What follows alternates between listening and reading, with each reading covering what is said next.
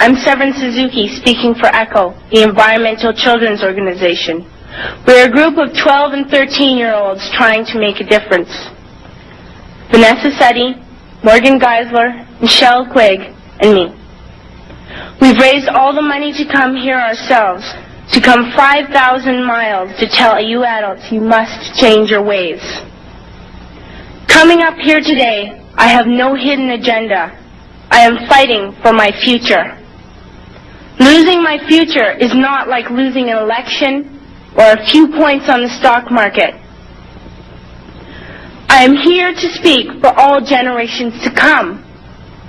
I am here to speak on behalf of the starving children around the world whose cries go unheard.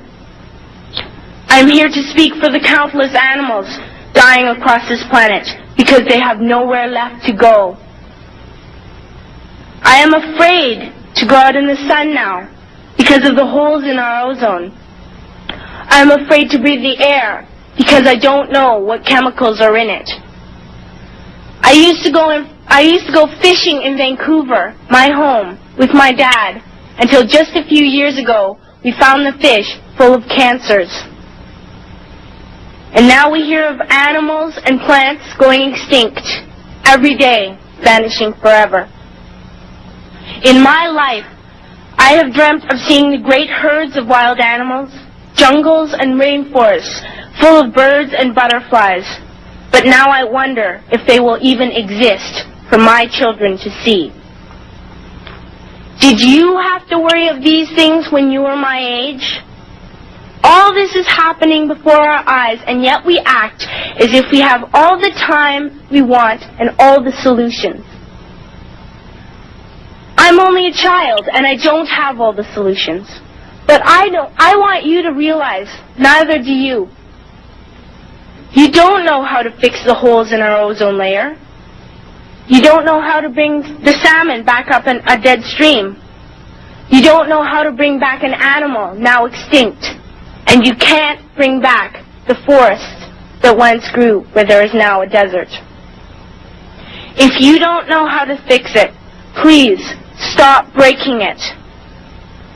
Here, you may be delegates of your government, business people, organizers, reporters, or politicians, but really, your mothers and fathers, sisters and brothers, aunts and uncles, and all of you are someone's child. I'm only a child, yet I know we are all part of a family, 5 billion strong. In fact, 30 million species strong. And borders and governments will never change that.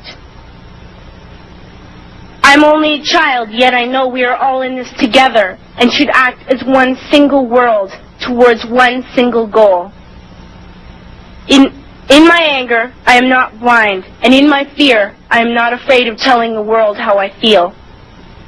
In my country, we make so much waste. We buy and throw away, buy and throw away, buy and throw away, and yet northern countries will not share with the needy. Even when we have more than enough, we are afraid to share. We are afraid to let go of some of our wealth.